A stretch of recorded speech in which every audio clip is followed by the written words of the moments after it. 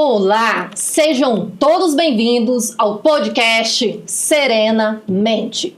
E dando continuidade à nossa série sobre relacionamentos abusivos, hoje estamos com uma convidada incrível e vamos falar desde os sintomas iniciais até os trâmites legais para você salvar a sua vida e de quem você ama. Não é mesmo, Lu? É isso, e no episódio de hoje a gente está recebendo a doutora Sueli Amoedo, advogada, palestrante e referência nacional na violência contra a mulher.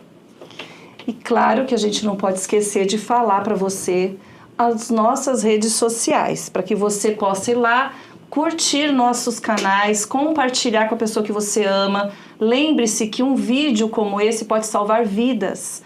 Então, não assista só você, passe para alguém que você ama, que você entenda que precise receber essas orientações. Então, vamos lá.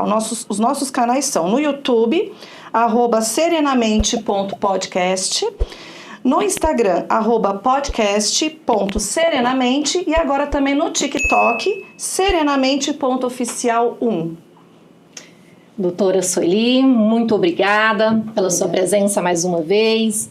E sobre esse tema, de violência doméstica, a violência, na sua percepção, quais são as características de um relacionamento para a pessoa saber que está num relacionamento abusivo, os sintomas iniciais, que não está saudável? É difícil para a mulher, quando está dentro desse relacionamento, ela perceber. A amiga que está fora, ela percebe mais. Porque ela tá ali e ela tá achando que ele tem um cuidado com ela. Então, vamos pegar o exemplo clássico das roupas, do controle das roupas, né? Então, eu não quero que você coloque essa saia curta, eu não quero que você coloque esse decote. Tá muito misturado com atenção e cuidado e amor, né? Mas a pessoa que está fora, a amiga que está fora, tá falando, ó, ele tá te controlando, ele é controlador, né? Ele não deixa você colocar uma roupa curta, não deixa você passar um batom. Afastamento das amigas, né? O homem abusivo, ele costuma afastar a mulher das amigas dela, da família dela, da referência dela. Por quê? Porque ela vai ficando em casa oprimida e quando ela precisa falar com alguém, ela não tem com quem falar. E aí ela fica presa a ele é a única pessoa que ela tem. Então ela acaba trazendo problemas e fatos que depois serão, no futuro, armas contra ela, né? Então, assim, esse afastamento da família, eu acho que é um ponto muito importante que todo mundo tem que prestar atenção. Esse controle de telefone, me dá sua senha, me dá a senha do Facebook, o Instagram, tira esse amigo, coloca essa... Sim, esses controles já são sintomas do que vai evoluir para uma agressão lá na frente, né? Porque ninguém começa batendo, ninguém começa um namoro, um relacionamento sendo espancada no primeiro dia, né? No primeiro dia são flores, né? Um restaurante legal, abre a porta do carro. A violência, ela vai escalonando, ela vai aumentando, né? Então, eu acho que, assim, começou a controlar, começou a afastar das amigas, né? Principalmente, eu acho que as redes sociais é um termômetro muito importante, né? Dele olhar com quem você está conversando, excluir seus amigos ali, também são pontos, né? Tornar você dependente de algumas medicações, também é para te controlar, né? Falar que você tá feia, que você tá engordando, também é uma forma de violência, né? E pra você tá ligada nele. Então, eu tô feia, tô gorda, só ele gosta de mim, né? Então, assim, a gente tem que tomar muito cuidado, né? Com esses pequenas, né? São as microviolências que a gente fala, né? Porque ela vai aumentar. Vai progredir. Vai, com certeza, com certeza. E a relação financeira também, né, doutora? Também essa questão de, às vezes, não deixa a pessoa trabalhar, né? Importante isso. É muito importante, porque geralmente o homem abusivo, né, o homem agressor, a primeira coisa que ele faz é tirar ela do emprego. Então, você não precisa trabalhar. Você ganha muito pouco, eu consigo cobrir as despesas. Eu cuido de você, eu sou o provedor da casa. E aí ela não trabalha, ela não estuda, ela não tem uma elevação, né, intelectual. E aí, quando ela quer separar, ela não tem dinheiro, não tem para onde ir e também não tem escolaridade para buscar um novo emprego. E aí ela vai começar por um subemprego e vai depender dele, vai pedir para ele dinheiro de fralda, de frutas, e ela vai ficar sempre presa, né? Então, assim, essa questão financeira também, do empoderamento financeiro também, é uma coisa assim que prende muito a mulher ao ciclo de violência. Ela está sempre presa, atrelada por conta da dependência financeira, né? E questões morais também, né? A gente estava, antes de gravar, a gente estava falando aí de uma pessoa que não se assumiu, né? As questões morais, elas pesam muito dentro da sociedade hoje. Parece que não, mas ainda as pessoas ainda têm preconceito com mulheres separadas, né?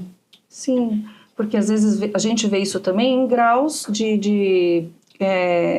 a pessoa não precisa ser uma pessoa que não tem uma profissão. Às vezes pessoas cultas, né, também passam por isso, porque talvez seja um pouco diferente, né? Ela tem sim uma profissão, ela é uma pessoa que tem condição de se manter, mas existem outras violências que vão te colocando ali presa com aquele agressor. Por exemplo, a gente pode falar dessa questão mesmo da pessoa te ofender muito, você se sentir com a autoestima baixa, então só ele me ama, né, que nem você comentou. Não existe só com pessoas de grau de instrução inferior ou até poder aquisitivo inferior, acontece também no meio onde as pessoas têm essas condições, mas elas se mantêm ali, né? Porque você pode falar, mas por que você ficou, né? A gente tem um exemplo muito conhecido, né, que é o caso da Luísa Brunet, né? A Luísa Brunet. Ela tem muito conhecimento, é uma mulher muito empoderada, ela sabe o que ela quer, ela sabe para onde ela vai, e ela foi vítima de violência e desacreditada, né? Ela lutou muito para provar que ela foi vítima de violência. Então, assim, a gente tem uma sociedade muito machista, né, e patriarcal, que para eles é muito interessante que a mulher continue aonde ela está. Isso é muito triste, né, a ascensão das mulheres não é interessante para todo mundo. A gente tem aí homens que não querem que as mulheres evoluam.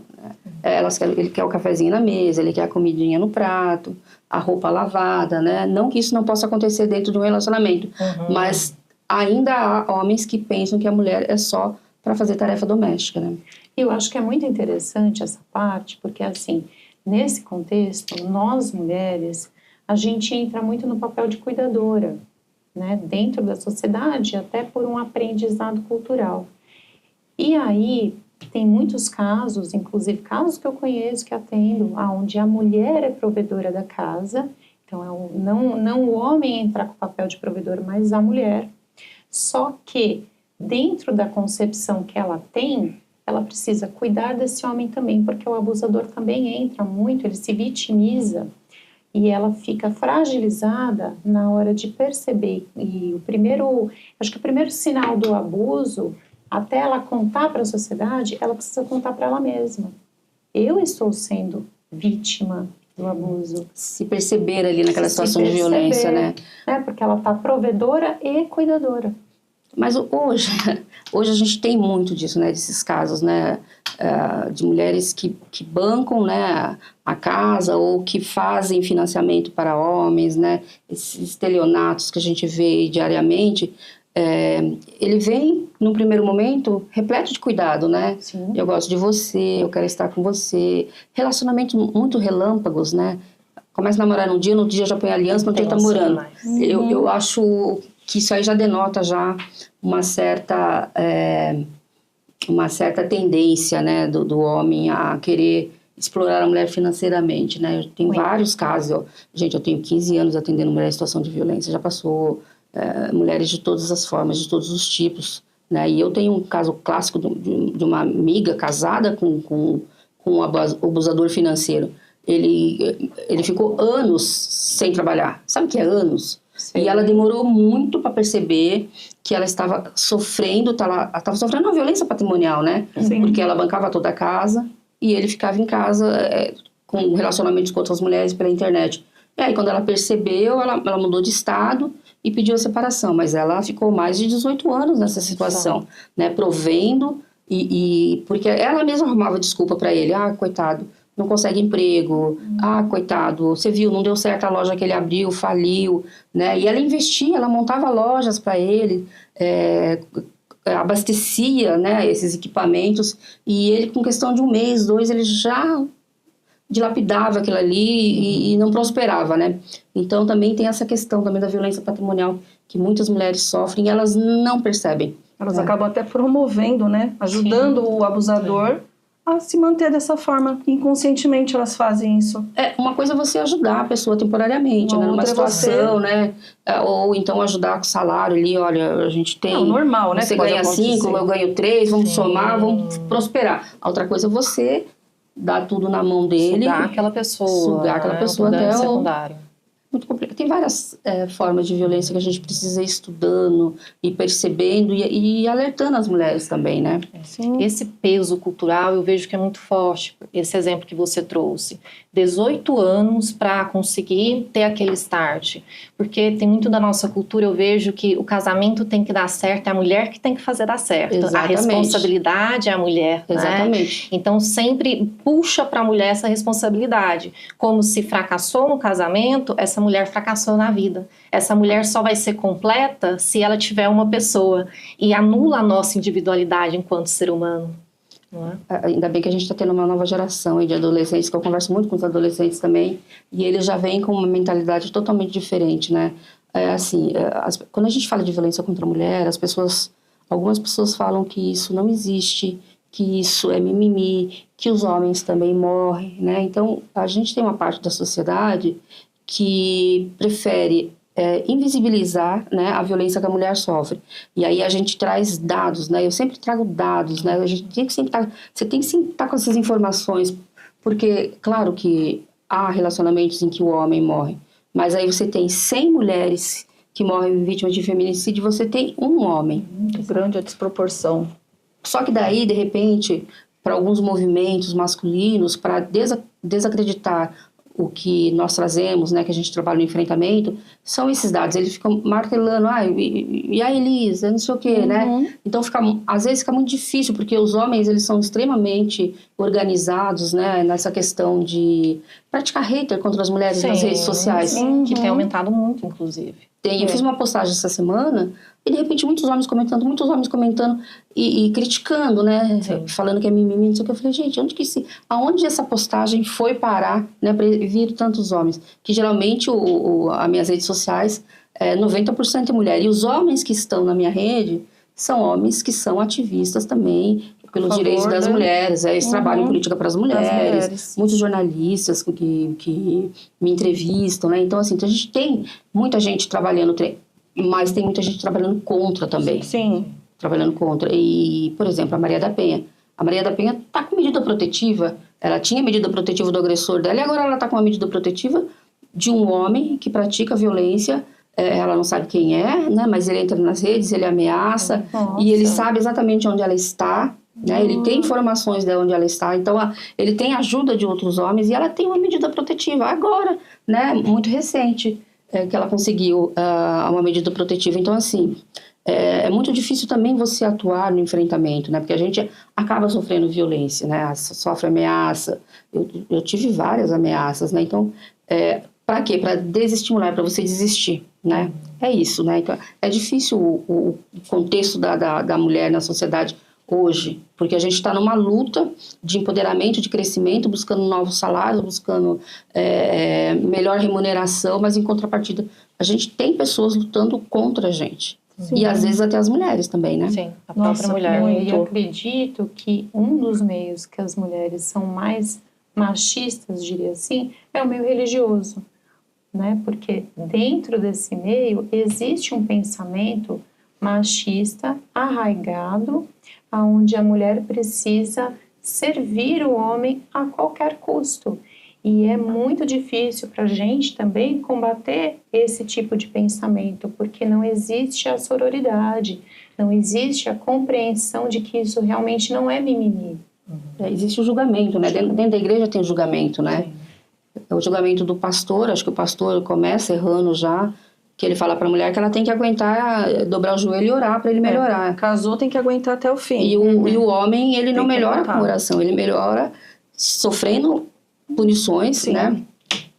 Ela fazendo boletim de ocorrência, pedindo medida protetiva, e se ele descumprir a medida protetiva, pedindo a prisão desse homem. Se ele sair de casa, ele tem que cumprir as obrigações dele pagando alimentos. E a gente tem esse erro hoje, né? A gente comete esse erro, as mulheres cometem esse erro que tem violência doméstica, eu só quero que ele saia de casa, eu não quero fazer boletim de ocorrência, porque ele é o pai dos meus filhos, ele precisa trabalhar, e aí a gente sempre vai passando a mão na cabeça, e é nisso que eles vão se apoderando, né, e se fortalecendo para continuarem praticando violência contra a mulher. Voltando à questão das igrejas, eu acho que hoje também tem um posicionamento dentro da igreja de não aceitar a violência contra a mulher. Claro que a gente ainda tem um pessoal muito preso no passado, mas a tendência é daqui para frente também. Eu já participei de grupos dentro de igrejas que eles fazem grupo de mulheres, você vai lá, fala da Lei Maria da Penha, fala das possibilidades de medida protetiva, as diversas formas de violência contra a mulher. Então hoje também está tendo uma evolução, né? O que a gente precisa atingir? Esse pessoal com o pé no passado. A gente precisa atingir eles. Existe um caso de conhecimento nosso, onde a pessoa pediu abrigo ao pastor e ele falou para a pessoa, para essa conhecida nossa, mas ele te bateu? Não bateu, graças a Deus, mas tinha sofrido violência patrimonial, violência moral, né? A pessoa gritou, a pessoa privou de seguir em frente até com a carreira, né? Acabou sendo abusiva com os filhos. Então, assim, mas te bateu? Então, doutora, a questão de que ainda existe essa questão de que violência é só quando parte para agressão física. Exato. Né? A questão do abuso psicológico é um pouco mais complicado, até para você comprovar. Então, infelizmente, ainda existe muito isso, né? Às vezes a mulher tem até medo de falar, porque ela vai ser julgada, porque é psicológico. As pessoas, é que nem você começou falando, do mimimi, né? Parece mimimi, porque é psicológico, mas e aí? Mas você sabe que a gente tem que investir na educação, né? Eu sou de Taboão da Serra, moro em Taboão. E quando eu fui gestora lá, junto com a Gabriela Mansur, nós implantamos o projeto Tempo de Despertar. Tempo de Despertar são grupos reflexivos para homens autores de violência contra a mulher. Então, há uma seleção desses homens, casos feminicídio, abuso sexual, eles estão excluídos do tempo de despertar. Os homens que vão são lesões mais leves, porque a gente entende que ainda dá para você conversar com essas pessoas. O feminicídio, não, ele já matou e a cabeça dele funciona dessa forma. Então, dificilmente você vai conseguir desconstruir alguma coisa com esse homem.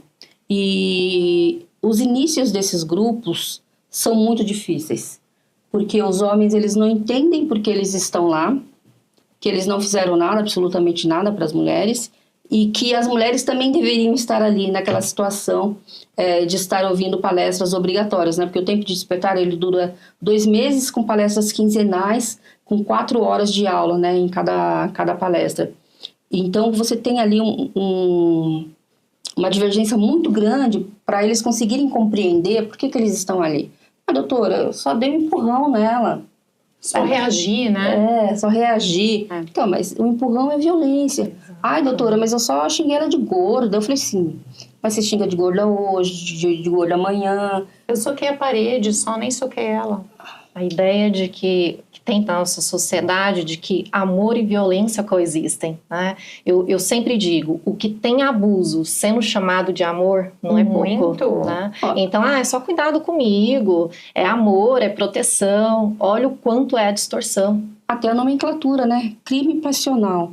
Olha só. Matou por amor. Gente, não existe. Não existe. Não existe crime passional. Ninguém mata por amor. Você mata exatamente pela questão da misoginia, né? O ódio, né? O Quem ódio mata, não tem nada a ver com amor.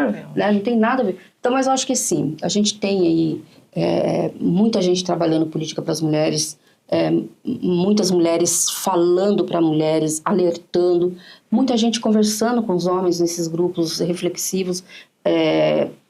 Voltando aos grupos reflexivos, quem participou desses grupos comigo lá em Taboão da Serra, a reincidência era de 1% a 2%. Nossa, muito importante, né? Muito importante. Muito então, importante a educação masculina, ela é essencial para a ruptura da violência. Ele não entende que ele está ali cometendo, né, a princípio. Mas a gente violência. Cria os homens errados. Sim. Quando você tem um homem e uma mulher dentro de casa... Eu ia falar isso, eu ia perguntar quando você tem um homem e uma isso. mulher em casa, o que você faz? Filha, você leva o prato lá e João, Vai lá pro seu quarto assistir TV. Isso, isso já vem da casa. A gente coloca a mulher nesse espaço Isso. de servidão e a gente empodera o homem nessa questão. E ele vai crescer achando que é isso mesmo. A mulher vai ter que fazer as coisas para ele e ele tá com tempo livre. Então a gente também tem que mudar isso.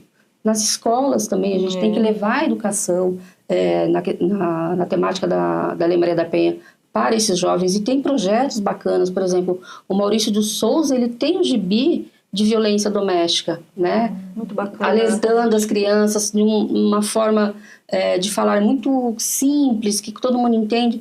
E onde que você vê esses gibis? Você não vê. Você não vê. Né? Não é divulgado, Exato, não. Informação.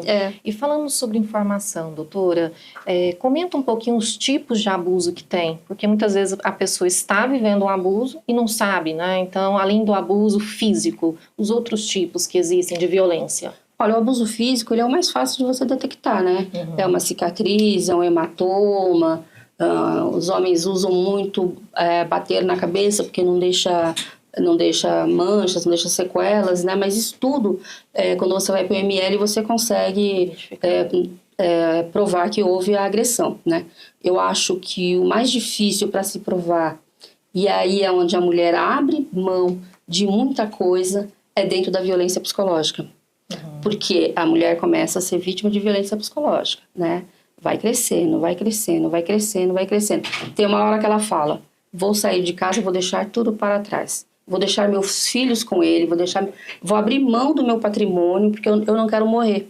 Então, a violência psicológica ela é muito mais grave do que a violência física, porque a mulher ela não tem condições de determinar o que ela vai fazer dentro de um relacionamento, principalmente no momento da separação. O momento da separação para a mulher em situação de violência é o pior momento da vida dela, porque nenhuma mulher sai bem de uma separação. Ela sempre perde financeiramente, sempre perde, né? É uma casa que ela deixa para ele. Eu tenho uma cliente que ele tem uma fortuna fora, né? Ele recebe aqui e manda para fora. Ele não deixa o dinheiro aqui. Aí eu falei para ela, vamos pedir essas coisas. Não quero mexer com esse dinheiro, porque esse dinheiro é dele. Eu quero me ver livre dele. Eu falei, mas então, a parte maior do seu patrimônio tá fora. São 30 anos que ele tá mandando dinheiro para outro país. O seu dinheiro tá lá. Aqui você não tem nada. Aqui você tem uma casa e um carro para dividir. E ainda você quer abrir mão do carro para não ter problemas com ele, né? Então, assim, mas isso vem da onde? Da violência psicológica. Sim, da né? opressão. Eu ia até entrar nesse violência mérito, psicológica. que depois que você já vê que está, né, nesse relacionamento, qual seria o primeiro passo, né, para se libertar? E quais são as proteções legais que essa mulher tem? Isso é muito importante porque o que eu percebo é que as pessoas não têm conhecimento dos seus direitos. E nessa situação que a gente comentou do abuso psicológico, ela já vem com esse medo sendo alimentado durante anos, e aí, pelo desespero, ela assina qualquer coisa para sair fora daquela relação. E aí ela perde os direitos dela. E depois que já está homologado uma sentença de divórcio, fica um pouco mais difícil. Fica bem difícil para você voltar. reverter. Então, assim, eu acho que é muito importante para você que está assistindo a gente hoje, prestar bastante atenção nessa parte aqui da entrevista, porque eu acredito que é a parte que a gente menos tem conhecimento. E não deixar que o desespero te faça tomar atitudes que você se arrependa depois. Então, eu queria pedir para a doutora Sueli agora falar com bastante carinho para a gente, doutora, como a gente pode se proteger, quais são os direitos que essa mulher tem, né? Tem alguma coisa que a Lei Maria da Penha traga para essa mulher em relação a esses bens, né? Como ela consegue pedir, às vezes, por exemplo, deu tudo errado, eu fiz uma besteira, não vi os meus direitos. Tem alguma ação que ela possa reverter algo para ela de benefício? Explica pra gente com carinho, porque eu acho que essa parte é tão importante. Eu vou falar, eu vou me perder e você me cobra de novo. Tá. A gente tem um problema muito sério hoje na nossa legislação, que o processo de separação, ele não corre junto com o processo criminal da Lei Maria da Penha. Então, por exemplo, você entrou com o pedido de separação na cível, tá lá correndo divórcio, partilha de bens, guarda dos filhos, pensão dos filhos. E aqui no criminal, você tem uma violência gravíssima, uma tentativa de feminicídio. Tá. A gente não tem uma vara híbrida de violência doméstica, que é uma falha. Nós temos previsão na Lei Maria da Penha, mas não tem implantação, né? Por quê? O criminal não conversa com o civil. Você entendeu? Infelizmente. E aí, você faz a separação aqui, você acaba até abrindo mão do seu patrimônio, que se você tivesse acesso às informações dessa questão aqui patrimonial, dessa questão da violência doméstica, Sim. o juiz, ele olharia o De outra processo, forma. né? Então, mas hoje tem uma coisa que a gente não pode esquecer, e até falar com quem sofre violência doméstica, com advogadas também que estão iniciando, você tem que colocar sempre nas petições, pedindo para ser analisado sob a perspectiva de gênero. Nossa, perfeita essa Né? informação. E aí você coloca que a pessoa tem boletim de ocorrência, em tal, vara, Nossa, tal, perfeito. porque o juiz ele consegue acessar. Você né? dá dica, Né? Você pra vai pessoa informar, procurar. né? E falta também muito alinhamento dos juízes também com essa questão da mulher no momento da separação, né? A gente tem uma sociedade aí toda machista, não adianta você falar que não. Sim, e os existe. juízes também são. Também. Né?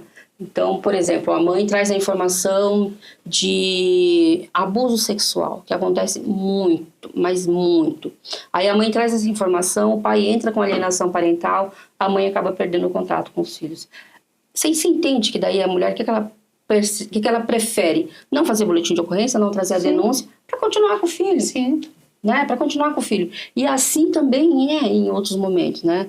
Por exemplo, você falou como é que elas podem se proteger.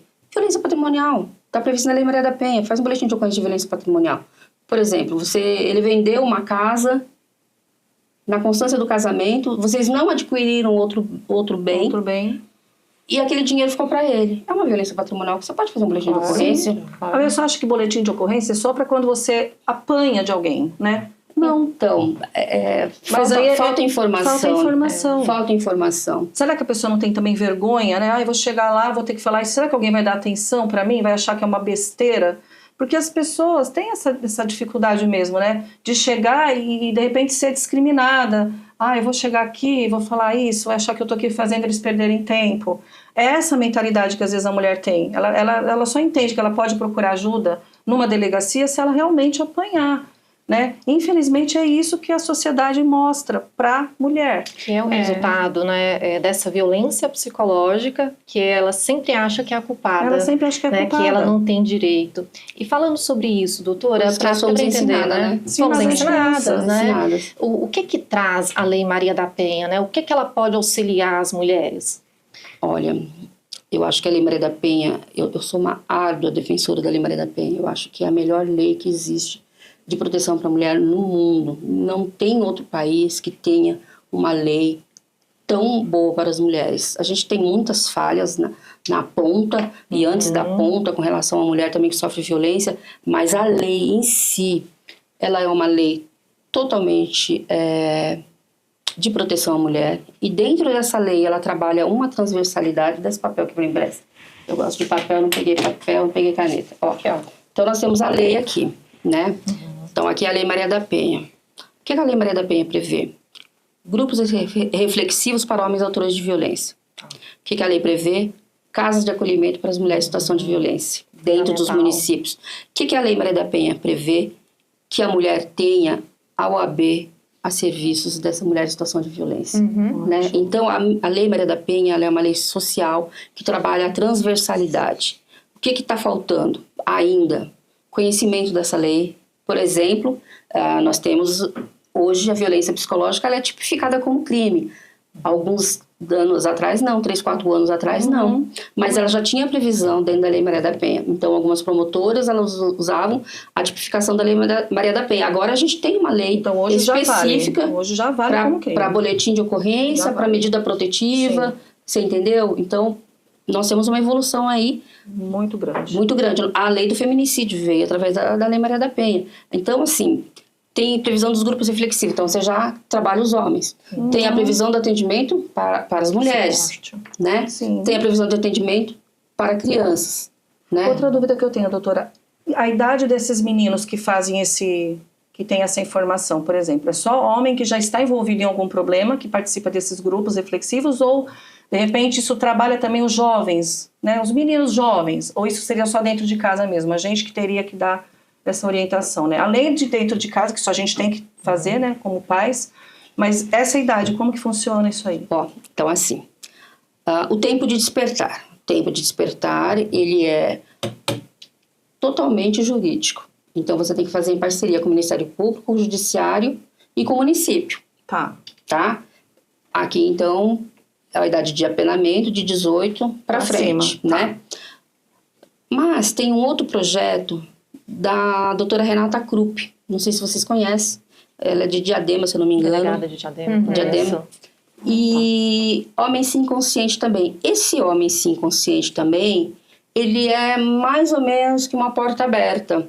Então, você pode até, por exemplo, fazer uma parceria com o CREAS e pedir a participação dos meninos que tenham medidas socioeducativas, né? Então, eles podem participar desse homem sim também, porque tem muito adolescente batendo na mãe. É isso que eu penso. Tem muito adolescente... Teria que ter algo para essa idade, para essa faixa, né? Agredindo a avó. Tem muito adolescente batendo na namorada. Então, você poderia fazer uma parceria com o CREAS e trazer esse menino para esse tipo de, esse projeto. E nesse sentido, Sueli, eu vou ver seu papel. Não, pode ficar. Depois a gente compartilha. Como surgiu o grupo Justiceiras, que eu acho que é super importante nesse momento a gente falar.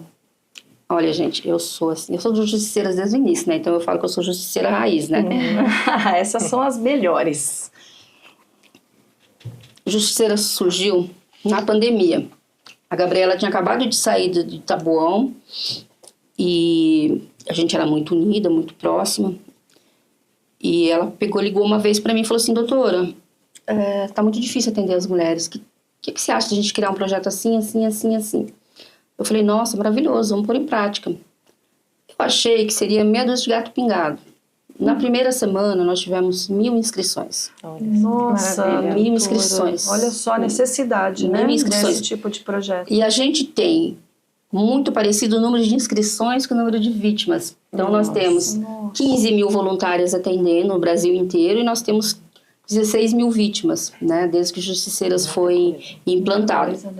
Como é que é o atendimento de Justiceira? A gente não pode falar tudo, que a gente não pode dar a receita do bolo completo, né? Mas a mulher faz inscrição, ela manda um recado no Instagram, tem um telefone também que eu esqueço, mas você manda um recadinho no Instagram, você recebe um formulário, você preenche o formulário. E ali você diz, eu quero ser atendida como vítima ou eu quero fazer parte do projeto. Aí vem a ficha específica. Então, quem quer fazer parte do projeto faz a inscrição e é colocada nos grupos para trabalho. A mulher vítima de violência, ela pede ajuda. E lá no Justiceiras, você pode falar se o seu caso é urgente, se ele é médio ou se é um tranquilo. Ela só quer informação. E aí, uma pessoa vai separar esses casos que são urgentes, e os casos que são urgentes, imediatamente é aberto um grupo para essa mulher. Então, nós colocamos lá dentro desse grupo psicóloga, assistente social, advogada, e cada categoria profissional tem uma supervisão. Então, por exemplo, se colocar uma advogada, me coloca como liderança, ou uma outra liderança jurídica. Nós temos, acho que, 5 lideranças jurídicas, né? Então, escolhe uma liderança jurídica. Coloca a psicóloga e a liderança da psicologia. Coloca a assistente social e a liderança da assistência social, né? Se, por exemplo, é um caso de ideação suicida, vamos supor que a vítima está com ideação suicida além da violência, então nós colocamos uma médica dentro do grupo também, né? Então, e aí uma primeira pessoa atende, traz o caso, a gente dá uma estudadinha ali, ó, faz isso, faz isso, faz isso. E aí as advogadas que entraram para trabalho, né, as voluntárias, elas entram em contato com a vítima e aí elas começam a orientar. Ó, você precisa fazer medida protetiva, vai na delegacia, dá para fazer boletim de ocorrência online, não dá para fazer online, porque daí que a gente atende Brasil inteiro, né? Então, agora eu não sei como é que está, mas há um ano atrás não eram todos os estados que tinham a plataforma online para você fazer o boletim de ocorrência online. São Paulo sempre teve, o boletim online surgiu junto com os Justiceiras, pra gente foi assim uma bênção, por quê? Porque a mulher não pode sair de casa, o agressor estava com ela ali, mas ela estava no celular, né? Então ela fazia o preenchimento do pedido pelo celular. Então, muito bom. Mas tinha estado que não tinha, né? Aí montamos o grupo, discutimos, ela faz o pedido de medida protetiva, ou ela sai de casa, ou ela vai para um abrigo. Paralelamente isso, a psicóloga começa a conversar com ela, começa a trazer outras demandas. Olha, além da questão de psicologia aí, ela tem alguma patologia, um borderline, né, uma esquizofrenia, né? E aí a assistente social atende. Olha, ela é vulnerável, extremamente vulnerável, ela precisa de cesta básica. E a gente monta uma força-tarefa, o grupo se reúne para resolver o problema dela em poucos dias, né? Você tem aí 5 dias no grupo. Se precisar ficar um pouquinho mais, a gente fica. Aí essas mulheres ajudam outras mulheres em outros estados, né? Fantástico. E tiram ela dessa situação de violência, pelo menos aquela questão de morte iminente, né? Sim, isso é maravilhoso isso. E tem alguma casuística sazonal? Ou seja, cada região do país tem um tipo de violência que é mais comum ou não? Não existe isso, da sazonalidade? Eu acho que a violência psicológica, ela predomina. Tá. A violência psicológica. Depois vem a agressão, né? A agressão, que impera em todos os estados. Agora, tem locais que, por exemplo, estados mais ricos, a violência patrimonial, ela predomina mais, né? A patrimonial. Vem a patrimonial. Porque você passou anos adquirindo bens e ali, e na hora da separação, o homem não consegue entender que metade é da mulher, né? Então, se não queria dividir, não casasse. Não casasse. Né? Mas, enfim. Mas, assim, eu falo, eu sempre digo, e a Gabriela também fala isso, que a violência contra a mulher, ela é extremamente democrática. Ela atinge a todas as mulheres. Todas as mulheres. A mulher branca, a mulher negra atinge mais. A gente tem que falar disso, né? A gente tem que fazer um recorte racial, porque a mulher negra, ela sofre em torno de 12% a mais do que a mulher branca. É muita coisa, hein? Muita coisa, né? Então, sempre a gente tem que trabalhar esse recorte de gênero, né? E é isso, assim, é democrático, atinge todas as mulheres ricas. Eu sempre falo da Luísa Brunet, porque a gente sempre está conversando sobre a violência que ela sofreu, mas tem outras mulheres. A Helena Caparrós, também inteligentíssima, e ficou em cárcere durante 2, 3 dias apanhando, né? Jornalista, eu tenho jornalista, né? Tem casos que eu não posso expor, né? Mas tem jornalista, tem muita deputada sofrendo violência, tem muita vereadora sofrendo violência. Tem casos bem graves espalhados aí. Então, a violência contra a mulher, ela atinge absolutamente todas as mulheres. Lógico que a mulher que tem mais informação, a mulher que sabe o seu papel dentro da sociedade, que sabe qual é o papel do homem, essa mulher está um pouquinho mais distante de ser vítima de violência. Mas, por exemplo, ela pode sofrer uma violência sexual, saindo de um local, né, sofre violência sexual, que é muito subnotificada a violência que a mulher sofre à noite nas baladas, né? Dificilmente a mulher vai fazer um boletim de ocorrência de uma violência sexual que ela sofreu à noite, principalmente as importunações, né? Então a gente tem que incentivar essas mulheres a fazer o boletim de ocorrência de toda e qualquer forma de violência, né? Por exemplo, vamos supor aqui que na sua rua tem assalto direto aqui. Se ninguém fizer boletim de ocorrência, a polícia não vai saber que aqui está tendo um grau de risco criminalidade maior ali, né? Você entendeu? E com a violência contra a mulher também. É a mesma coisa, né? Quando a gente tem um alerta, não dá pra saber, quando né? saem as pesquisas, por exemplo, todas as pesquisas estão saindo mostrando o aumento de número de feminicídios. Sim. Talvez a gente bata um recorde aí quando sair todos os dados de estatística, mas as prévias já está dando um aumento de feminicídio. Por quê? 2024, né? Foi o ano recorde. 2024 a gente tem os dados de 2023, mas eu acho que 2024 vai bater 2023, porque a prévia já deu maior, né? A prévia de São Paulo. Mas eu já vi do Distrito Federal, também o Distrito Federal também aumentou, e eu vi do Espírito Santo que também aumentou. Então acho que a gente vai ter aí um aumento recorde a nível nacional. Mas quando a gente traz informação, quando você fala, você está afastando as mulheres desses núcleos, né, de familiares de abusividade, né? Por exemplo, quando você atende uma pessoa dentro do seu consultório e você relata para ela todas as formas de violência que ela sofre e que ela está sem uma rede de apoio, o que ela vai fazer? Ela vai sair dali já procurando uma rede de apoio. Sim. Nem que não seja a família dela. Mas eu sempre falo, olha, vá no postinho de saúde, converse com a sua enfermeira tem que estar sabendo o que está acontecendo com você, né? Converse na OAB, faça uma ficha na OAB, fale que você está sofrendo violência, porque o crime pode acontecer, a gente não tem como evitar que o crime aconteça, mas se você noticiar, se você fizer o boletim de ocorrência, a gente sabe quem cometeu esse crime. Sim. Né? Onde essa mulher pode pedir ajuda, doutora? Se ela perceber que ela está num ciclo de violência, porque eu percebo muito. Eu digo que a violência psicológica, ela é a mãe das outras violências. Tudo parte dela. Antes de chegar na física, na patrimonial. E quando a mulher consegue identificar onde que ela pode pedir socorro? Olha, tem vários locais, vários. Eu vou tentar fazer uma listinha antes, sem que a gente esqueça das mais importantes. Mas eu acho que um canal de denúncia muito bacana é o 180.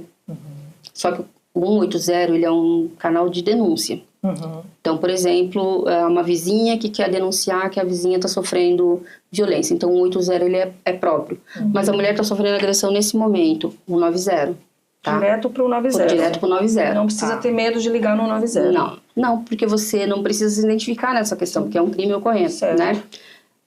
Dentro do município, então vamos pegar um município que tenha tudo, absolutamente tudo. Tem Delegacia de Defesa da Mulher, tem CREAS, tá. O que eu costumo falar para as mulheres? Primeiro procurem o Centro de Atendimento às Mulheres em Situação de Violência. Porque o centro, ela vai sair dali do centro encaminhada para a delegacia. E ela vai voltar da delegacia para o centro. Você entendeu? Coisa que no dia a dia a mulher não faz. Ela não volta para fazer terapia. Sim. Ela não volta para fazer acompanhamento jurídico. Então, quando ela sai do centro e vai para a delegacia, ela volta, né? Mas não tem centro de referência da mulher nesse município. É um município pobre, humilde, vai para a Delegacia de Defesa da Mulher, faz a denúncia na Delegacia de Defesa da Mulher. Não tem Delegacia de Defesa da Mulher nesse município. O que essa mulher pode fazer? Noticiar para o CREAS. Ela vai no CREAS, e no CREAS eles têm a parte que trabalha a família lá. Então, essa parte, né, que trabalha as questões familiares, vai passar a acompanhar essa mulher. Eu gosto muito que vá para o centro, mas se não tem, o CREAS faz um trabalho muito bom, né? O CREAS fica longe, é uma cidade grande, ela pode procurar o CRAS do município. Né? Ela vai no CRAS, onde ela recebe o Bolsa Família, ela também pode fazer uma denúncia de violência doméstica. Ela pode ir na delegacia, né, direto na Delegacia de Defesa da Mulher. Não tem nada disso. É uma cidade muito simples, só tem a Secretaria de Saúde. Vai lá na Secretaria de Saúde, com a psicóloga do bairro, passa em atendimento, tem um relatório lá, se acontecer qualquer coisa, tem os relatórios. Não tem nada disso, absolutamente nada disso, mas tem uma vara de violência doméstica. Você pode diretamente fazer a denúncia na vara de violência doméstica. Você conversa com a promotora vai te dar um termo lá, você assina o termo, e aquele termo é como se fosse um boletim de ocorrência. A partir dali, você também pode... não sabem disso. A partir dali, você também pode pedir o boletim de ocorrência, medida protetiva, entendeu? Então, assim, hoje, a gente tem muitos locais que podem atender as mulheres. Só precisa de alguém falar assim, vai ali, vai aqui, Isso. aqui, Informação, né? Infelizmente, tem muita mulher com dificuldade hoje para mexer nas redes sociais, né? Elas não sabem mexer, elas não conseguem abrir o site da Secretaria de Segurança Pública para fazer um boletim de ocorrência. Então, você tem que ter alguém orientando. Mas dentro das comunidades, sempre tem uma ONG que ajuda mulheres, que tem lá um computadorzinho, que tem uma pessoa que vai passar a informação. Então, assim, não dá para você deixar de fazer denúncia hoje, porque tem muitos mecanismos. Muitos mecanismos. Doutora, outra pergunta que eu queria fazer é em relação aos familiares. Geralmente, o abusador, ele sempre vai culpar alguém. Em alguns casos, ele vai culpar alguém por aquela mulher ter despertado, aquela mulher, agora essa mulher sabe. Não é porque ele te agrediu a vida toda, é porque alguém fez você saber que agora, né, você tem que sair daquela situação. A família dessa vítima, se ela resolve acolher essa vítima, ou até mesmo acompanhar nessa questão de orientar onde ela tem que buscar ajuda, tem alguma proteção para essa família? A família, ela faz parte dessa medida protetiva? A mulher pode colocar nessa medida, olha, meu familiar está correndo risco. Isso entra nessa protetiva ou não? Entra sim, dá para fazer. Você me lembrou, você falando isso aí, você me lembrou, eu tinha uma atendida e ela tinha uma filhinha de 6 anos e ela ia nas consultas. E aí um dia o pai foi agredir a mãe em casa. Ela olhou para ele e falou assim, eu vou ligar para a Sueli Amoedo agora. Que linda. Eu vou ligar para a Sueli Amoedo agora. Olha isso.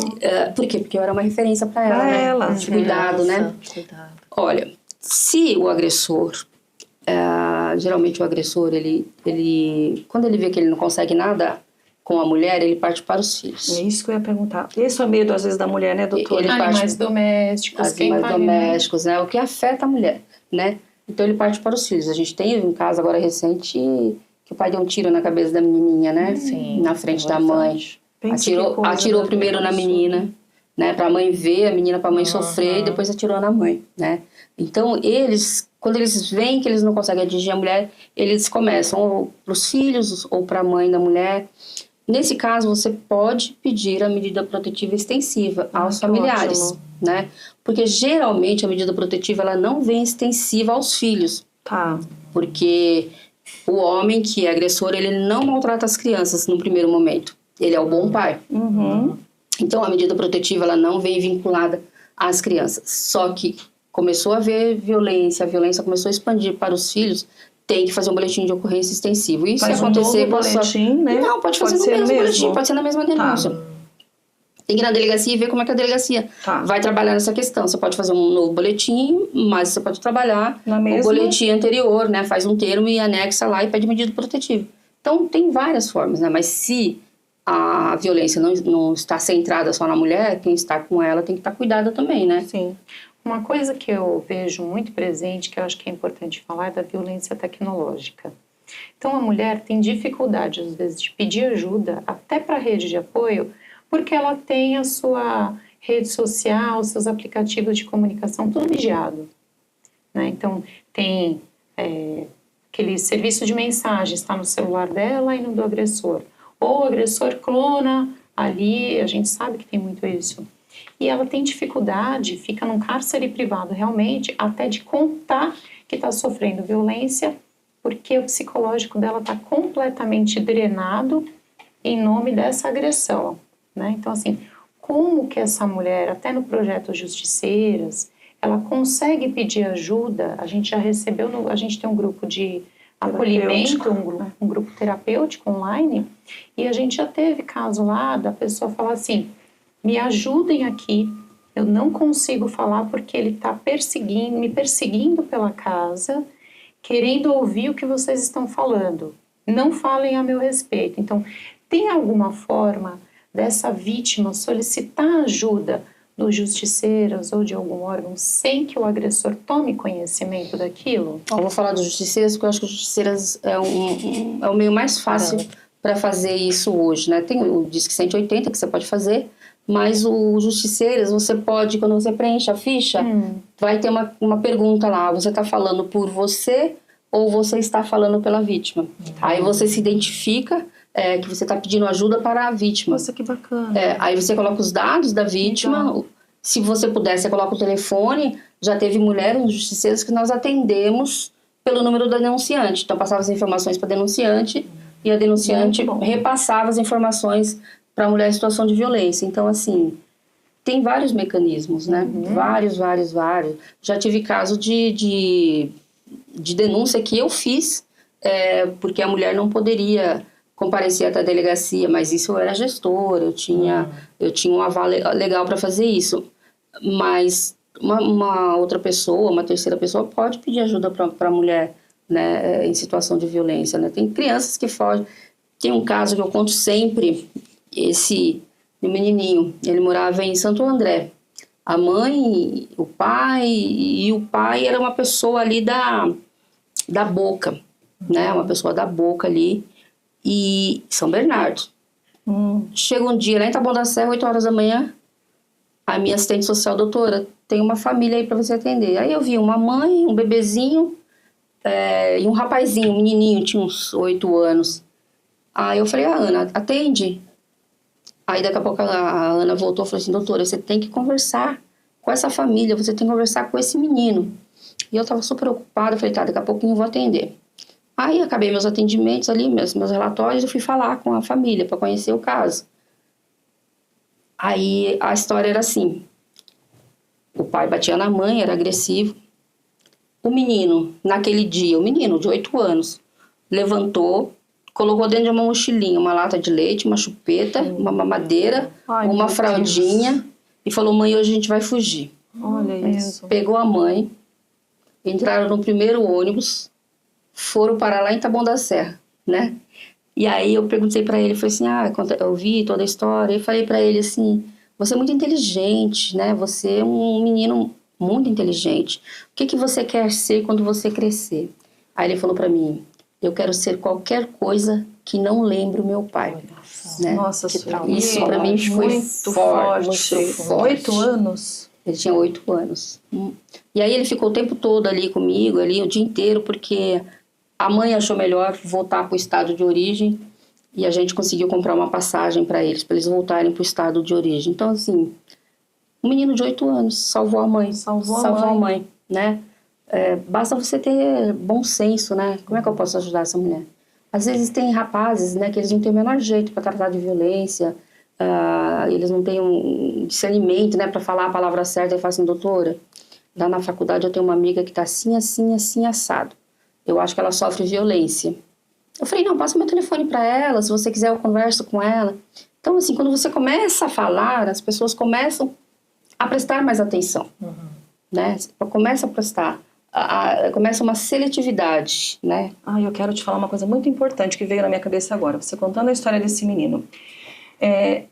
O que acontece muito é assim, às vezes a gente vê alguém sofrendo a violência e a gente pensa assim, não, eu não quero me meter. Porque em briga de casal a gente não pode se meter, né? Então as pessoas acabam se omitindo. Eu estava outro dia num supermercado conhecido, né, com a minha filha, e acho que meu genro estava também. E a gente viu um movimento esquisito ali no supermercado, e quando a gente percebeu, era uma menina, devia ter uns 20 anos, uma moça, e um rapaz mais ou menos da mesma idade, meio machão, sabe, aquele tipo bem imponente, e a gente escutava gritos num dos corredores desse supermercado. E eu, no momento que eu ouvi, eu achei que aquele rapaz estava sendo grosseiro com algum atendente ali do supermercado. Daqui a pouco a gente vê ele jogar, ele estava com, acho que era uma caixa de chá na mão, não sei o que era que ele tinha na mão. Ele joga aquela caixa e começa a gritar e ofender muito. Eu sou vagabunda, né? Essas palavras, né? E aí a gente viu que de repente sai uma mocinha, né? Vindo na direção, né? E de repente ela sai andando assim e a gente ficou tão chocada com a cena porque ele foi embora, largou a menina ali no supermercado, ela estava completamente transtornada, foi pro caixa para pagar que ficou na mão dela. Eu acho que ele queria alguma coisa e ela não quis dar, né? E ele ficou revoltado porque ela não comprou o que ele queria. E assim, o supermercado inteiro olhando, ninguém conseguiu fazer nada. Imagina o que acontece dentro de casa. Você entende? Aí eu pensei assim, como que a gente deveria ter agido naquele dia? Eu, sinceramente, eu fiquei parada. Eu não consegui fazer nada, né? Depois eu pensei, eu podia ter ido lá conversar com ela, tentar entender. Mas as pessoas ficam com medo de se meter, né? O que você fala, doutora, sobre isso? Será que é importante a gente acolher essa vítima? Tentar perguntar se ela precisa de uma ajuda, né? Na hora ali, você não sabe mesmo o que fazer. Você não vai chamar a polícia, você fica com medo. Mas e aí? Como que a gente pode ajudar essa pessoa que a gente está vendo ali na nossa frente? Olha, nesses 15 anos já que eu atuo, mais de 15, né? Acho que eu tô parecendo pessoa que esconde a idade, né? Já faz uns 3 anos que eu falo 15 anos. Mas nesse tempo todo que eu atendo as mulheres em situação de violência, uma coisa que eu aprendi é que você não pode bater de frente com o agressor. O quanto menos você aparecer para o agressor, é melhor, porque preserva a sua vida. Então, se você vai cuidar de uma outra pessoa, você tem que estar bem também. Então, a gente tem que cuidar da nossa segurança. Então, dificilmente eu apareço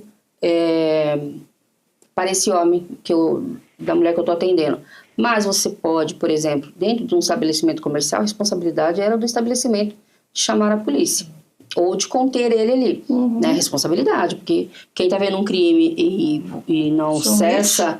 É uma omissão, né? Você responde criminalmente também por isso, né? O que você poderia ter falado com ela no particular? Olha, você está precisando de ajuda? Eu posso te ajudar, né? Você quer que eu chame a polícia? Né? Tem situações... Ele não precisa ver que você está discando 90. Você sai para fora, vai para um canto e você chama uma viatura para cessar aquela violência, né? Porque a violência, se ela não é cessada, ela vai continuar, né? E ela vai terminar no feminicídio. Né? Os feminicídios que a gente presencia hoje... são aquelas microviolências que começaram lá na frente que não foram, em momento nenhum, cessadas, né? A mulher não foi para terapia, ele não foi para um grupo reflexivo, né? Não houve essa quebra aí. Então, eu acho que tem várias formas, por exemplo, dentro de apartamentos, existe uma lei hoje que os porteiros, os síndicos, eles têm que dar proteção para a mulher que está sofrendo violência. Ele faz um relatório, ele chama a viatura, de alguma forma eles têm que intervir.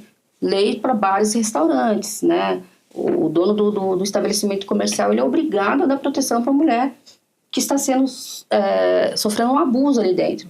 Então, até o próprio garçom hoje, ele tem que receber treinamento para atender uma mulher em situação de violência, né? Então, assim, a lei hoje já prevê isso, né? Que você tem que proteger a mulher. Doutora, e uma dúvida que eu tenho sobre a Lei Maria da Penha. Nós falamos muito da relação da violência homem com mulher. A lei também ela aborda, por exemplo, a violência dos pais com a menina, as relações homossexuais. Como que fica essas outras abordagens de violência contra a mulher? A lei abrange isso? É porque a Lei Maria da Penha é uma lei para a mulher e uma lei intrafamiliar. Então, ela também abrange a família que é agressora, né? O pai que agride a filha, né? E também nas relações homoafetivas também tem previsão legal de proteção, já tem até um enunciado que a lei também protege, né? Esses casamentos. Então, a gente não... Por isso que eu falo que a lei ela é maravilhosa, porque ela abarca todas. Muito boa, né? Eu acho que a lei ela é ótima, mas a gente precisa de uma conscientização, que é o que a gente está fazendo aqui, porque assim, ontem mesmo a gente entrou em contato com um caso de uma mulher que na situação de violência psicológica pediu socorro à polícia. A polícia disse, o escrivão falou que violência psicológica não era prevista na lei, falta total de informação, achei um absurdo. E essa mulher, para se salvar do agressor, chamou a polícia e agrediu o policial para ser presa. Porque ela entendeu que a única forma dela ser protegida era dentro de uma cela. A gente conversou com ela. Olha, então, você trouxe vários problemas aí, né? O rapaz desconhecer a Lei Maria da Penha, desconhecer a lei da violência psicológica, né? A falta de acolhimento. Por isso que a gente defende muito que dentro das delegacias tem que ter uma equipe multidisciplinar também, uma psicóloga, uma assistente social, para fazer esse acolhimento dessa mulher. Porque muitas mulheres, dependendo de como elas são acolhidas, elas desistem de fazer o boletim de ocorrência. E elas voltam para casa. Já teve caso da mulher sair da delegacia, chegar em casa e ser morta, né? Nossa, é verdade. Muito importante isso você falar, doutora. E essa falta de sensibilização dos agentes, principalmente dos policiais que estão atendendo a ocorrência, ela tem que acontecer. No Paraná aconteceu um caso dos policiais atenderem uma violência doméstica, colocaram no mesmo espaço vítima e agressor. Nossa. Ele estava com a arma branca, matou ela dentro da viatura. Dentro da viatura. Mas por quê? Faltou o policial pensar, falou assim, ela já está sofrendo violência, eu vou separar ele dela, né? Porque uma coisa... É o mínimo, né? Pode dar errado aqui, né? É o mínimo. Né? Não, porque o que ele acha? Ele acha que o policial está ali, que ele vai proteger a mulher, só a presença. Mas o homem que agride a mulher, que agride a esposa, a mãe dos filhos dele, ele agride qualquer pessoa. Parece que eles não têm medo disso, né? Eu falei até na delegacia que a gente está fazendo um trabalho sobre isso. Eu falei, parece que eles não têm medo de nada, né? Não dá para você confiar no que está na cabeça dessa pessoa. Nesse caso, não dá para você confiar. Mas aí vem da história que a gente vai construindo ao longo dos anos. Ah, violência contra a mulher é bobagem. Ah, a Lei Maria da Penha não é nada, é uma leizinha aí pra mulherzinha, né? As pessoas falam isso. Quais são os maiores mitos, doutoras, em relação à Lei Maria da Penha? Primeiro que eles acham que a lei não funciona. Todo mundo acha que não dá em nada. Tem gente que acha que ainda passa a pagar uma cesta básica. Isso não existe mais, não existe transação penal na Lei Maria da Penha, né? Então tem aí ainda alguns mitos que elas tiram a credibilidade da lei, né? Mas essa questão de não acreditar que a lei funciona e que dá certo, e a gente vê muito nas redes sociais, né? Ah, essa medida protetiva é só um papel. Mas é um papel que tem lá quem é o agressor, a forma de violência que ele pratica, aonde ele vai buscar essa mulher. Você tem várias informações ali. O que acontece é que entra aí a falha também do município. Os municípios, obrigatoriamente, eles deveriam ter patrulha guardiã Maria da Penha. Porque o que acontece? A patrulha guardiã, ela vai fiscalizar a efetividade da Lei Maria da Penha se ela está sendo cumprida, né? lá no Taboão, o Alcântara foi uma vez fazer uma abordagem de uma vítima. Então a mulher saía para trabalhar às 7 horas, ele passou exatamente nesse horário na casa dela para fazer a fiscalização ali, a ronda, né? Quando ele chegou na casa dela, dessa mulher, tinha um carro parado, ele parou, pediu identificação, era o agressor da mulher. Olha isso. Com um alicate para quebrar ali o cadeado para entrar e com gasolina dentro do carro. Ele estava com boa intenção? Imagina, né? Jamais. Super boa, né? Entende? Então, assim, Fogo, né? E nesse as coisas sentido- acontecem e a gente acha que não vai acontecer. Não, a gente É não desacreditar, né? É, Não desacreditar. validar a dor e o sofrimento dessa mulher. Exatamente. E outra, tendo essa protetiva, né, doutora? Se acontece alguma coisa com essa vítima, mesmo que você não pegue no flagrante, você tem aquele nome, né? Aquela pessoa talvez seja, não sei se eu estou errada, mas talvez seja a primeira suspeita. Não sei. No caso, vamos supor, tem alguma coisa que está lá por escrito, documentado que aquela pessoa tinha más intenções ou poderia ter. Então é importante que você tenha mesmo a denúncia, a protetiva, né? Não é uma coisa qualquer, como as No ciclo pessoas acham. da violência, ele não Né? vai Eu não acho vai que dá cessar. uma intimidada, pelo menos, né? É um modus operandi, É né? um modus Porque operandi. você, por exemplo, quando você lê uma matéria de desaparecimento de mulher, eu quando leio, tô lendo lá, pediu separação, nanana.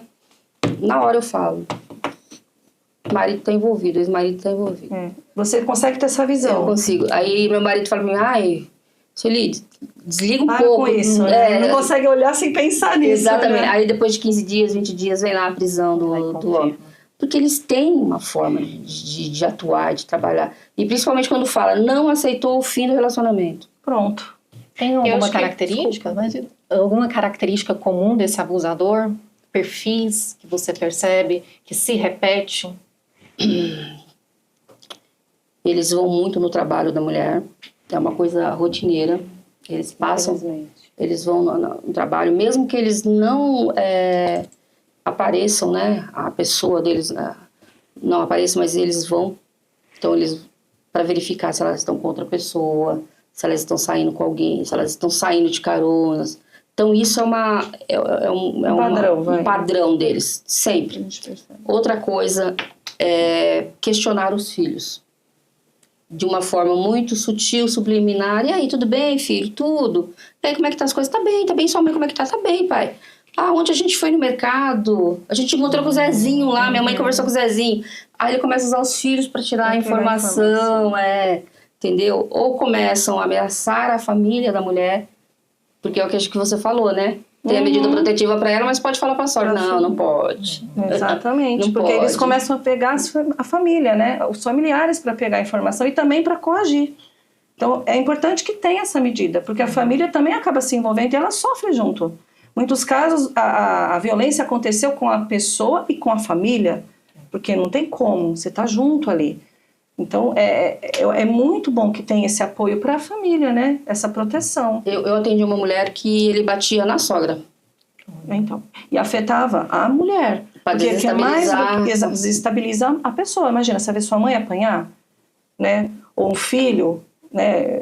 Não tem como essa família não ser afetada também. E eu acho que assim, principalmente os casos de ameaça, né? Se a pessoa tem coragem de falar, eu vou te matar, ela tem coragem de matar. Claro que tem. Se verbaliza, não tem. Então você não pode desacreditar.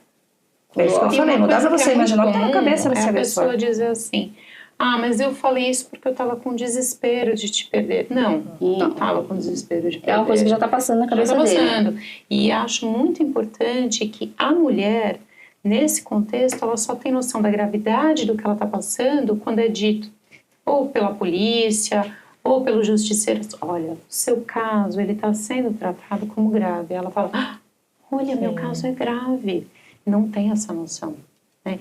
E aí eu gostaria que você falasse um pouquinho, Sueli, sobre os índices. Então, quantas mulheres, eu lembro que a gente até levantou isso, cada X tempo, minutos, uma mulher sofre agressão no Brasil.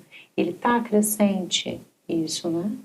Olha, os números de agressão são por segundos, né? Então a gente conversou aqui quantas mulheres já não foram agredidas, né? Vítimas de abuso sexual, né? A cada 1 hora. 10 mulheres. Então, assim, e esses índices são mutáveis, né?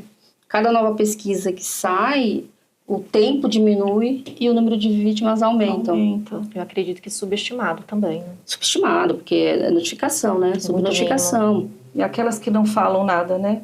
E as que não denunciam, como é que a gente vai saber, né? E as que não se veem numa situação de violência. Não se veem. Porque a grande maioria das mulheres não se vê numa situação de violência, principalmente as violências mais sutis. Violência psicológica, violência sexual, né? Tem mulher que ela acha que a obrigação dela é ter relação com o marido, né? E também não é o tempo dela, né? Então, elas também têm dificuldade de fazer boletim de ocorrência de violência sexual, até por conta do apenamento, né?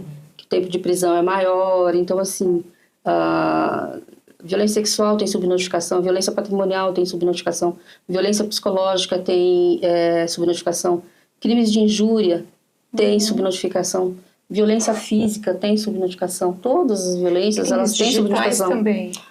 São os mais, né? Você não vai... Ninguém vai, né? É muito difícil. Senão eu, por exemplo, ia ter que viver na delegacia fazendo boletim de ocorrência de haters, né? Sim. Você entendeu? Então, assim... Então é muito maior do que a gente imagina. Muito maior, né? Muito maior. Esse marido, né, que publica fotos, Tem internet, isso é coisa. violência, é crime. E tem muito.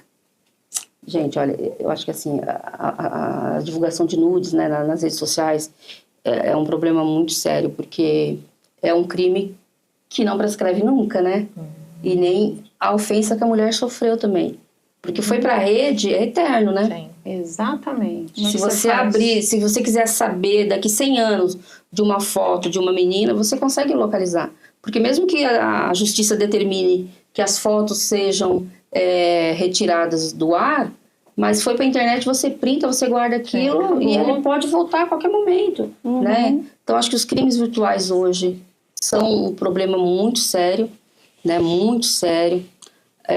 A gente tem aí uma parcela de jovens muito violentos e eles acham que eles vão se vingar do fim do relacionamento expondo essas mulheres nas redes sociais, né? Então, a gente aí vai ter um número muito alto Aliás, teve uma pesquisa o ano passado que crimes nas redes sociais já entrou em dados, né? Então, quer dizer, o ano passado já entrou em dados e esse ano vai ter um aumento dos casos de crimes praticados nas redes sociais.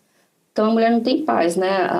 O tempo vai evoluindo e a violência também vai evoluindo também, né? Então, as redes sociais hoje também é um meio muito forte de praticar violência contra a mulher, principalmente misoginia, né?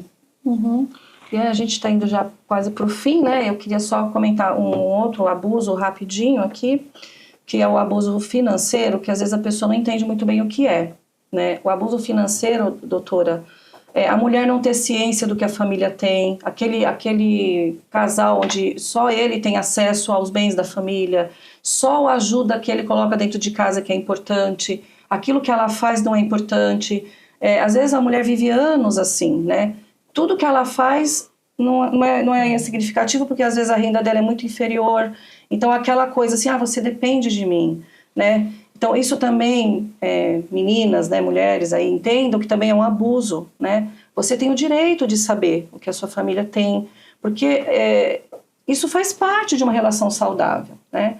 E às vezes a gente vai aceitando aquilo por anos, porque entende que você não precisa saber, não tem problema. Não, tudo isso é abuso. Se a gente fosse entrar, né, no mérito, doutora, hoje, teríamos que ficar aqui uma semana falando de tanta coisa que caracteriza o abuso. Então eu queria pedir agora para você, doutora, falar aqui na câmera para as nossas mulheres que estão nos assistindo, né, muito especiais aqui do nosso canal. O que você poderia dizer hoje para elas em relação a isso, né? O que você sente no seu coração para deixar para essa mulher hoje em relação ao que ela tem direito, aquilo que, o amor que ela precisa ter com ela mesma, né? Tudo isso que a gente vive. Qual é a sua palavra hoje para elas? Pode deixar ali para elas, tá?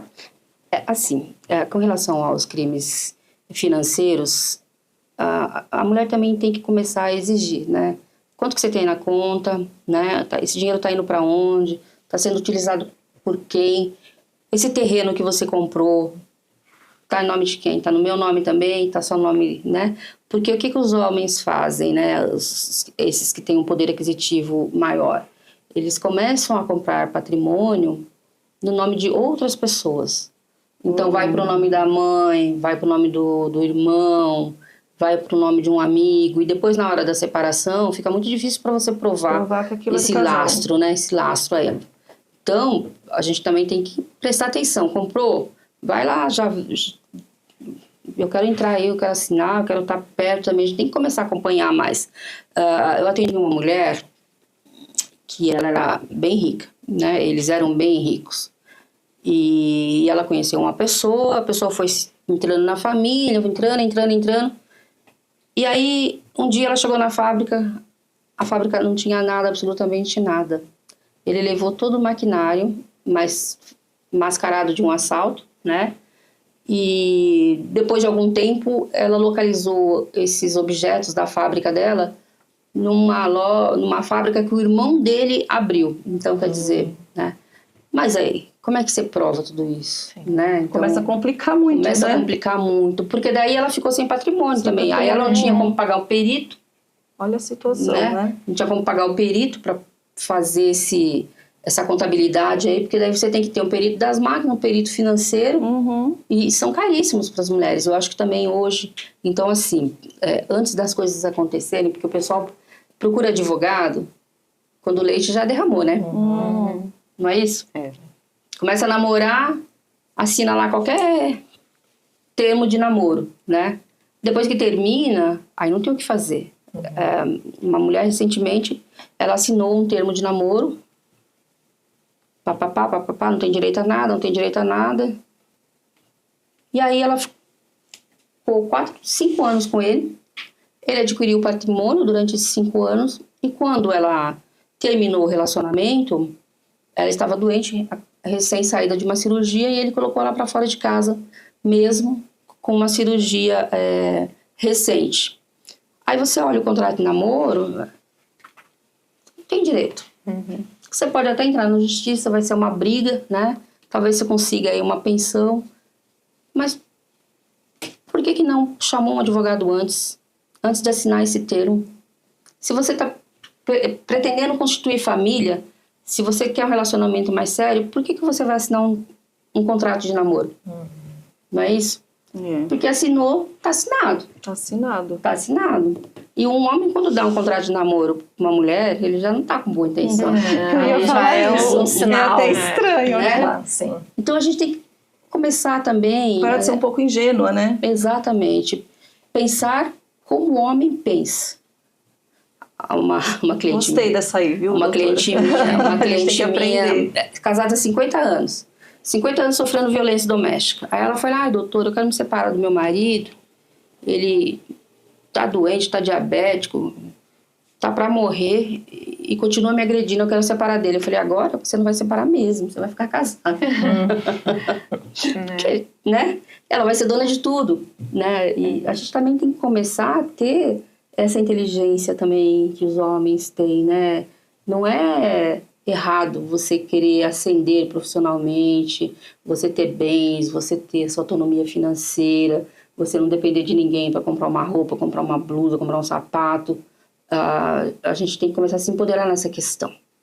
Quando você entra dentro do casamento, você não pode esquecer de você. Sim.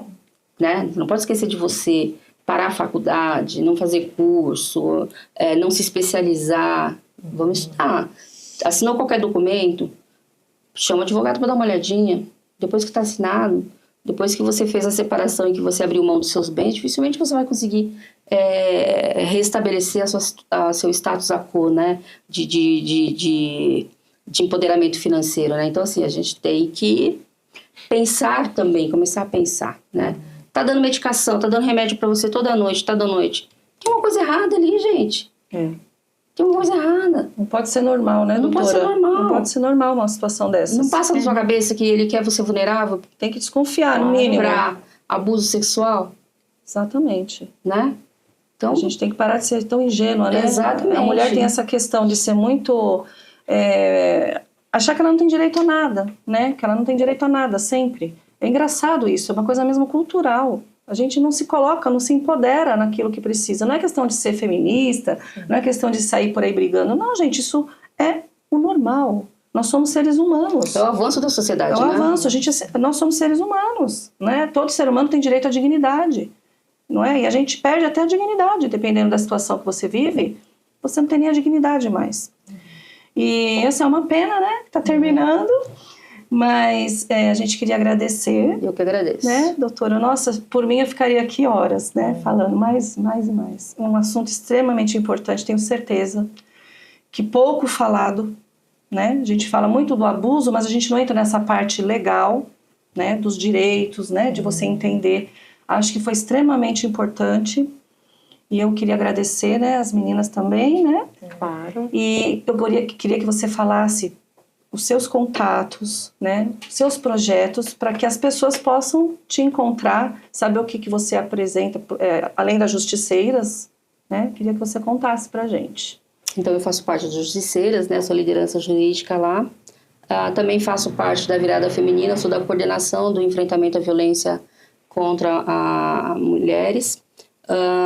Eu tenho o Tempo de Despertar, que eu ainda sou coordenadora nacional do Tempo de Despertar, que são os grupos reflexivos, né? Eu também dou a implantação do protocolo Não Se Cale, né? Para bares e restaurantes. Que mais? Eu faço os meus atendimentos das mulheres que pedem ajuda através do meu Instagram, e vocês me encontram, é Sueli Amoedo. No Instagram, tudo. Tudo é Sueli Amoedo. TikTok, é tudo Sueli Amoedo. Fácil de achar, né, fácil de doutora? achar. Não tem mais desculpa, meninas, para vocês ficarem quietas. Bem viu? informadas. Vocês estão aí, ó. Tem a Sueli Amoedo, tem o Serenamente, que tá aqui para ajudar você. Não se sujeite a esse tipo de tratamento. Você merece ter a sua dignidade. É isso. É o Muito mínimo obrigada. que uma pessoa pode ter. E uma muito coisa obrigada. muito importante é o seguinte: enquanto você ficou aqui assistindo a gente, pelo menos 60 mulheres sofreram violência. Então, a sua ingenuidade acaba quando você acessa a sua rede de apoio e acessa serviços de suporte maravilhosos, assim como a doutora Sueli trouxe aqui pra gente. Não se cale, é o teu momento de seguir em frente. Tá bom? Doutora, mais uma vez, minha gratidão. Obrigada. Mulheres como você é um exemplo e é inspiração para nós, que faz toda a diferença. Obrigada. Quantas vidas e famílias, né, o seu trabalho e as mulheres que trabalham com vocês salvam. E eu deixo aí esse recado para vocês que estão sofrendo um abuso dentro da sua vida. Rasga esse roteiro de abuso e escreve uma história nova com um final feliz. É isso. É isso aí. Obrigada, doutora. Eu que agradeço, gente. Muito obrigada. Nós temos uma lembrancinha. Opa. Onde ela está. Cadê a nossa... Tá aqui, nossa Porque lembrancinha. nós descobrimos, né, que você gosta de caneca. Então, olha como tudo contribui. Eu amo, gente. Serenamente. Ai, que linda. Amei. Ai, que linda. Obrigada, Para gente. adoçar a sua Obrigada. vida como você faz assim com tantas mulheres. Muito obrigada. Aproveite, dê um like, se inscreva no nosso canal, compartilhe com os amigos.